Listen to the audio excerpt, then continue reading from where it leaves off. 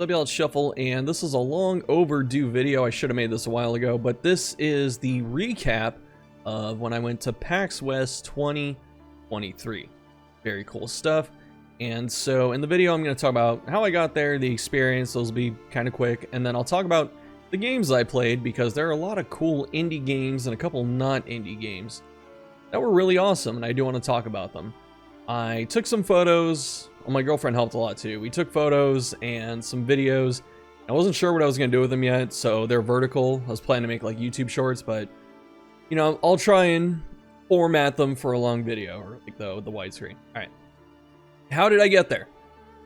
My friends, or my girlfriend's friends, who I'm also friends with, if you can make sense of that, they moved out to Seattle. And they had a car still in California from when they were living here that they wanted, because, you know, it's easier to get the car transported there instead of buying a new one and selling the old one from a different state and stuff like that. So my girlfriend and I, we drove it up there. It took like the entire day. It was about 17 hours on the road. It was miserable, if I can be quite honest. Don't do that. It sucked for a lot of reasons, but it was fun to stay with our friends, and I was very happy. They made it really easy for us once we got there, you know, because we didn't have a car. They took us to PAX. Sometimes they came with us, and they'd, you know, make us dinner and stuff. So that was really nice of them. I can't thank them enough. The experience. PAX is very, very crowded. I'm surprised I didn't get COVID, honestly. Like, I wore a mask the entire time, but I'm just really surprised nothing happened. I guess that's good. All the food there's overpriced, like you'd expect. It's literally like $12 for half a sandwich or something, man. It's such a ripoff, and that sucked. But there's a lot of other good stuff about it. There's a big tabletop RPG space. It also had board games, so you could go buy stuff for your games. You could buy board games. And they had this really huge area where you could sit down and try stuff, and I thought that was really awesome. Other than that, though, I played a lot of games, mostly indie. We'll talk about that now. The first game I want to talk about is Lost Eidolon's Veil of the Witch, which was not really a sequel to Lost Eidolons. Like, I actually streamed that game. They got in touch with me a year ago, like last October, and they asked me to stream it, and I streamed it. The game was really fun, but it's, you know, it's kind of an FE clone, Fire Emblem, which I'm totally fine with, but the game itself was a bit slow, so it wasn't the best game to stream because, you know, it had some narrative, and the battles took a bit of time, and there's a lot of time in between battles, so if you didn't watch the last stream, you're not going to know what's happening. So that's why, you know, I kind of stopped streaming it, plus I've always got other stuff I should be doing too. This game, however, I think is going to be a good stream game. It's not a sequel, it's a side story is how they explained it to me, and it's a tactics, you know, a grid tactics, Fire Emblem style roguelite. So you have a group of people, you're going, you know, from place to place, nodes, down the road and stuff like that, and you're just completing objectives and fighting stuff, and it was really fun. It was also pretty challenging. I got my ass kicked, so I'm eager to get back in there, and I hope I get to try it again. Next one to talk about is Capes from Daedalic Entertainment, and this is another XCOM 2 style of game. You have a squad and a grid, and this one is superhero themed, and that game was actually really cool. You know, it had a lot of good attention to detail in terms of the graphics. The gameplay was pretty fun, and I, you know, talked to one of their community managers for a bit. He was a great dude, and that's one I'm looking forward to streaming in the future, so I'll have to reach out to them for that. Another one I played was Cobalt Core. This was a deck building roguelite where you play, like, you know, cute animals. They're on a spaceship and they murder other spaceships as they journey through space. And it was cool. It was a good concept, even though roguelike deck builders are everywhere. But this one, it had its own style and charm like that, so definitely another one worth checking out if you like those types of games. There was another event happening the same weekend. Go figure, it was down the street on the 3rd floor of a hotel, and it was called Seattle Indie Expo, and the abbreviation is SIX, you know, like SIX. And I bought a shirt. That was cool. But that In a lot of ways, I like that more than PAX. I only got to be there for 2 hours because we still had stuff to do at PAX that Saturday. But there were a lot of really nice people, a lot of cool games, a lot of board games out there. So it was really just awesome to see what people are coming up with. And they had their fair share of indie games as well. First one is called Just Crow Things. It's kind of like Untitled Goose Game, but you play a crow. You're basically just causing mischief and mayhem and pooping on cars and stuff. That game was really fun. Only got to play it for about 10 minutes, but it was really fun. It's super cute, and it's definitely a chill type of game if you like that kind of stuff. There's another one I didn't get to play. It was called Throne of Bone, but it's another roguelike deck builder, and it looked cool. The reason I didn't get to play it is because there was actually, like, you know, a line for it, and I didn't have a lot of time. So I watched it for a bit. I talked to the guy developing it, really nice dude, and it looks good. So I'll have to get a demo or something like that and try it out, but it looks good, looks fun. So I hope it is once we get to play it. There's another one called Rogue Labyrinth. This is an action roguelite style game, kind of like Hades. It's like the immediate comparison. And I don't want to disservice games saying they're like Hades. You know, Hades is amazing. And this game is similar in formula, but different enough to be its own thing. And I really enjoyed it. Played it for like 15 minutes, something like that. Got through the first part of the game. So it was cool. And I'll definitely be looking for that one later on. There's another one. Same place, Seattle Indie Expo. It was called Kitchen Sink Aloha. And the way it was described was it's Fire Emblem meets kitchen management. So you get all the heart racing turn-based stuff of Fire Emblem with kitchen management. And I thought that was a very clever combination. I didn't play this one, my girlfriend played it, but I watched her and I, you know, filmed the game a bit and talked to the people making it. I was really trying to talk to the devs and stuff just because, you know, I like to hear about their games. After that, we went to PAX and then we played a game called Let's School. My girlfriend played this one again, but it's, you know, building a school. Looks like a nice, comfy type of game where you just get to manage stuff. And it seemed really fun. She wants it. My girlfriend wants it really bad. And we'll see. I don't know how to... Like, I'd have to get her a Steam Deck or something. Overall, though, very cool game. Next one we're going to talk about is Mythic Protocol Riftstorm. This is a Vampire Survivor style game with co-op. Looked fun. Didn't play it, but I did watch it for a bit. And, you know, I'd try it. I'd definitely try it. In that same vein, there was another one I really wanted to try. It's another Survivor type of game, you know, VS. And it was called Extremely Powerful Capybaras. It was so cute. It reminds me of the Behemoth in a way, like their type of art style, but a little, you know, distinct. But Rogue Trader. This is from Owlcat. They're the ones that make the Pathfinder games. So Kingmaker, Wrath of the Righteous, both awesome games. Love that studio. And they're taking a crack at a Warhammer game. I didn't get to play much of it, because when I sat down, I took over someone's thing and I said, oh, I could figure this out. But they were like stuck in a level up screen. And I couldn't figure out, you know, what the stats were and how to allocate them and stuff. So I just gave up. But I did get a demo key, or like a review key. So I'll stream it if the embargo's up at some point, maybe this week. The one to watch out for, though, which we were not allowed to film. They had a sign next to all of the monitors and it said, do not film or take pictures.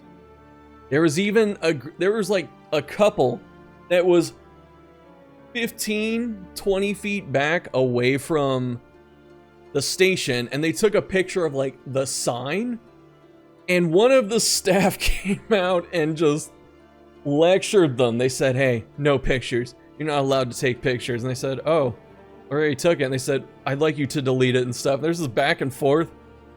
And it was awkward.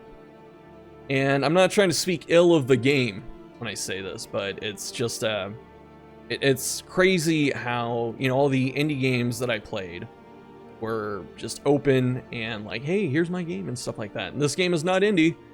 and it's very, you know, lip sealed type of thing. And that was Persona 5 Tactica.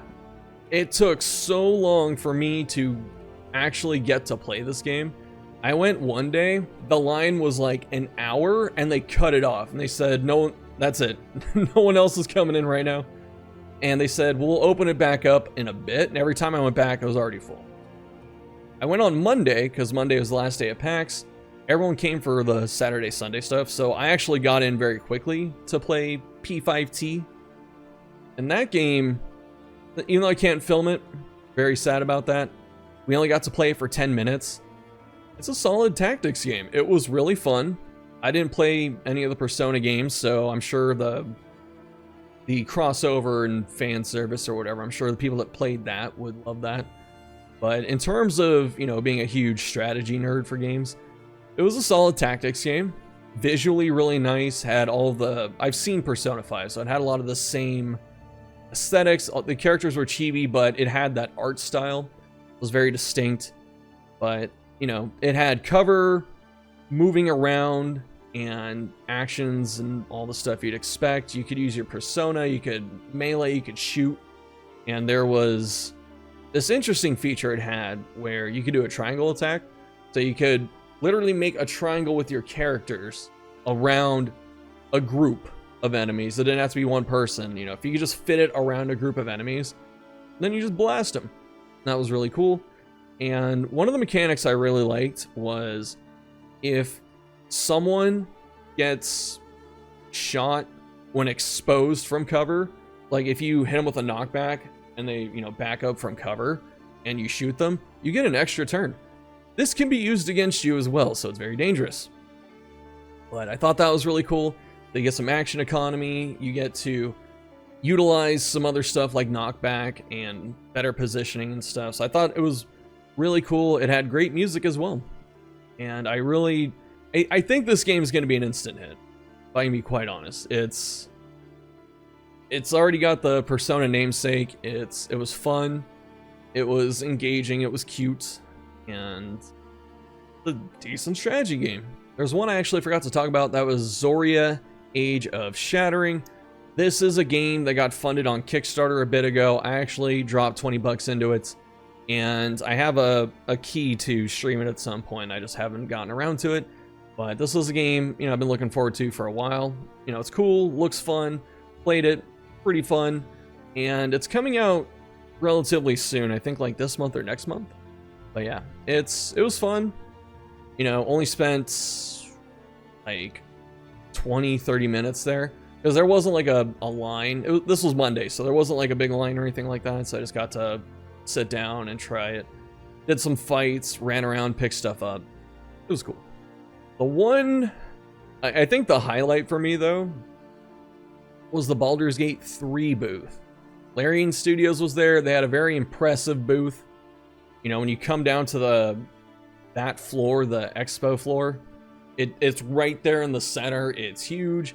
You can see the ship on it. There's a giant Mind Flayer statue that you can take pictures with. And they have several stations with BG3. They have a merch store. And then they had the Divinity OS2 board game, which I regret not sitting down to play. You know, I didn't see it till near the end. And we were already on the way out. And I went, oh, I could have sat down and played this, but I didn't. And the reason the BG3 one stands out to me is because, you know, I'm a small YouTuber, and expectedly, no one recognized me when I was walking around the entire event. Totally fine. The one person that recognized me was someone from Larian. And that, you know, just makes my heart feel good. My girlfriend and I are trying to take pictures with the Mind Flayer. And this, I don't want to, like, drop his name. I don't know if he's going to get in trouble or something like that, but he's one of the publishing coordinators. And he, you know, he's talking to a couple people, and then he goes, that's Shuffle. And he walked over, he's like, hey, are you Shuffle? And I was like, hi. And they said, oh, I know your Darkest Dungeon stuff. You know, we shook hands, talked for a bit. I talked too much, my girlfriend told me after, so I feel bad about that. She's like, you just need to shut up for a bit. I was just really excited. And, you know, gave me a business card, said, let's keep in touch and stuff, and great dude. So, it's also incredibly busy, because I saw that after, you know, PAX, he's doing some other thing, like they're playing BG3 D&D game or something like that. It's crazy. Overall, that was the PAX experience. I hope you enjoyed this little recap, and it was fun. So if you're ever in the area, definitely check it out. Don't go to the educational panels. Like, the fun panels are cool and fun. The educational panels, the only ones that were really good were the mental health stuff, because my girlfriend's a therapist, and you know, she went there to learn, and she said she learned some stuff. I went to a lot of the game industry talk panels, like how to format your resume or what skills you need and stuff, and they sucked. They just straight up sucked. I gotta be upfront about that. The first one we went to was formatting your resume, and it was like 5 people that were all HR, influencer, marketing type people, and they were all friends. They'd all worked together at different points in time, and it was the most scatterbrained, awful presentation I have ever seen in my life. I actually walked out. There were high school presentations that I saw that were not as bad as this. I can remember all the way back there. Just because, you know, in high school, everyone's nervous and stuff, so you go, okay, that's fine. But these people, professionals, their job is talking to people. And they were just so disorganized and dysfunctional. And they would just, like, take turns talking to each other for a bit. And they didn't really talk about, you know, the thing they said they were going to talk about. It would just be like, oh, remember that time we worked together at Riot? Oh yeah, that was really cool. I remember you came in and we started working on this. Like, I don't care. So don't go to the panels. Go to the fun ones. Don't go to the educational ones. Unless you really have nothing else to do that day. So, that was the PAX experience. The new convention center is really cool. The old one's also pretty good. And there's a lot of good food around there. And Seattle's a great place. Trying to convince my girlfriend to move to Washington, but she doesn't want to. But whatever.